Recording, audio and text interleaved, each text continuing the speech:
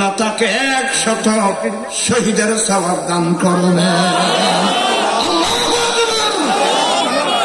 আরে কত বিরাট পুরস্কার জানেন? যেই ব্যক্তি ফিতনার যুগে, ফাসাদের যুগে আমি নবীর একটা সুন্নত মজবুত করে ধরবে, আল্লাহ তাকে 100 শহীদের সওয়াব দান করবেন। আপনারা এই পুরস্কার নিতে রাজি আছেন তো? আমি খুব বিনয়ের সাথে বলবো, এক সময় বিয়ে বাড়িতে ফেকেস নাটক হতো, ব্যান্ড শো, ডিজে, ঠান্ডা ঠান্ডা ভুয়াইব যায় যায় বলবো, ঠিক হায় হায় হায় হায়, সমাজ কোথায় চলে গেল? হ্যাঁ, ডিজে আজে বাজে অনুষ্ঠান হতো। ইনশাল্লাহ আমি গুনাহগার বুঝাতে সক্ষম হয়েছি। এখন কিন্তু অধিকাংশ বিয়ে বাড়ি থেকে প্যাকেজ নাটক, ব্যান্ড শো, ডিজে, আজে বাজে অনুষ্ঠান চলে গেছে। এখন বিয়ে বাড়িতে নাত রসুল হচ্ছে। এতে আপনারা খুশি নেবে যান? সোনার মদিনা আমার প্রাণের মদিনা, সবই বলিব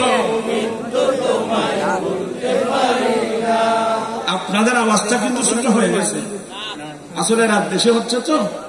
সোনার মদিনা আমার প্রাণের মদিনা, সবই বলিব কিন্তু তোমায় বলতে পারি না। বলিনি বলবো না, বলতে পারি না। বলিনি বলবো না, বলতে পারি না। সবই বলিব কিন্তু তোমায় বলতে পারি না। ও মদিনা তোমায় বলতে পারি না। সবাই পড়তেছেন না তো? আমি তো এখন বয়স্ক মানুষ, আপনার তো ইয়ং যুবক আছে, পড়েন।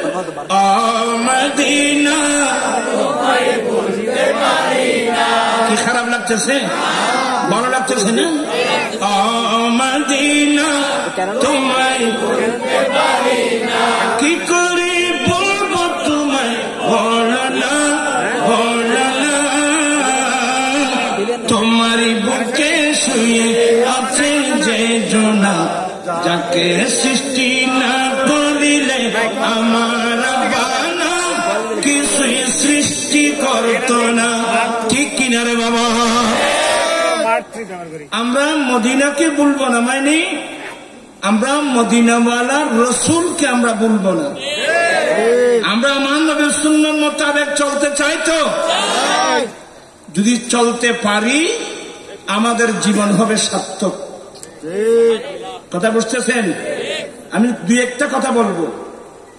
যারা ইয়ং যুবক, যারা শাদী করেন নেই, আল্লাহর নবী 10ম হিজরিতে আরাফাতের মাঠে দাঁড়িয়ে কি বলছিলেন?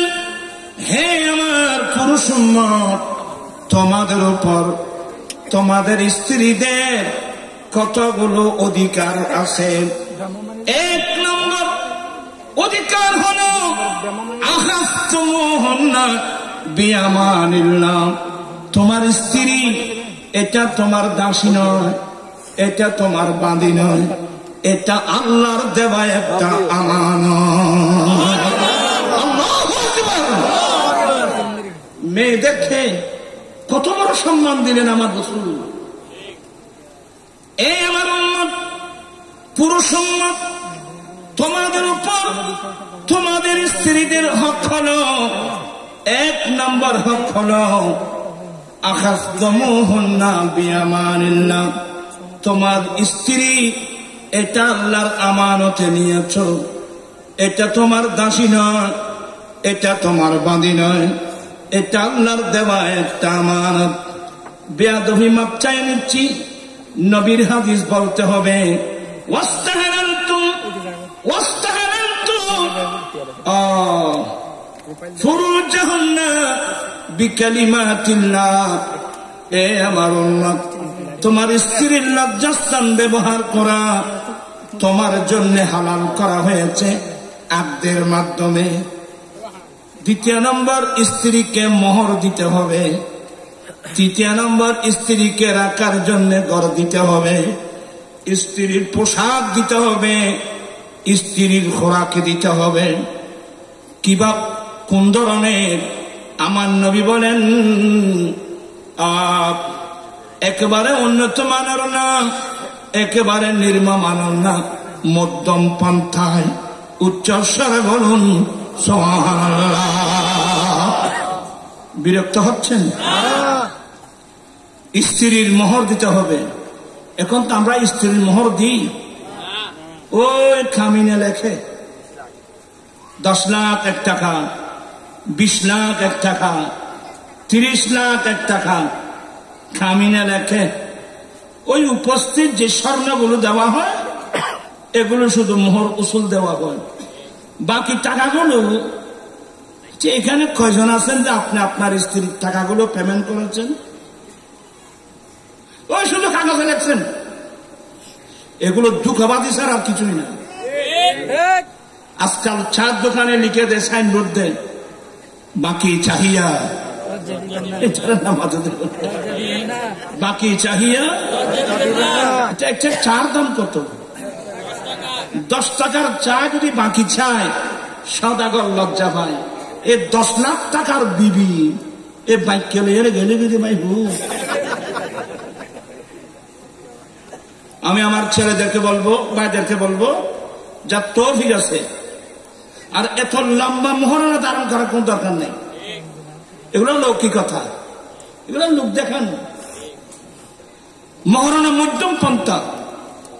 আমরা মধ্যম পন্থা অবলম্বন করবেন। 10 লাখ বর্তমান যুগের অবস্থার পরিপ্রেক্ষিতে 10 লাখ 12 লাখ, বড় পয়সাওয়ালা হলে একেবারে 20 লাখ, তার চেয়ে বেশি না।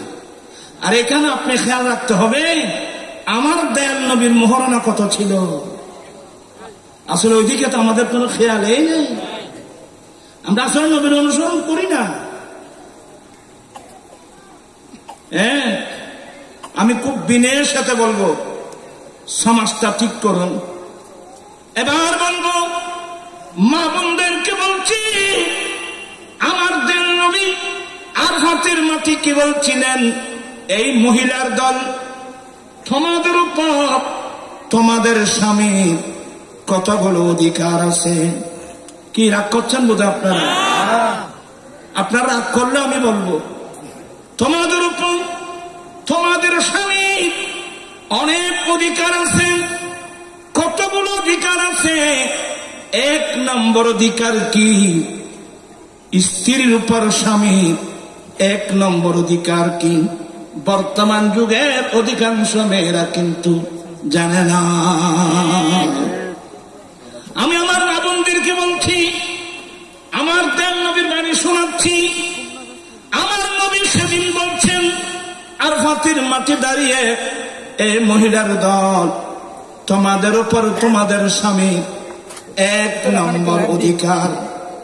তোমার স্বামী গড়ে নাই, তোমার স্বামী তোমাদের রুজি রিজিকের সন্ধানে বাজারে চলে গেল, পাহাড়ে চলে গেল, পর্বতে চলে গেল, কেউ দুবাই, আবুধাবি, মস্কট, কোথায় কোথায় না চলে গেল রে বাবা।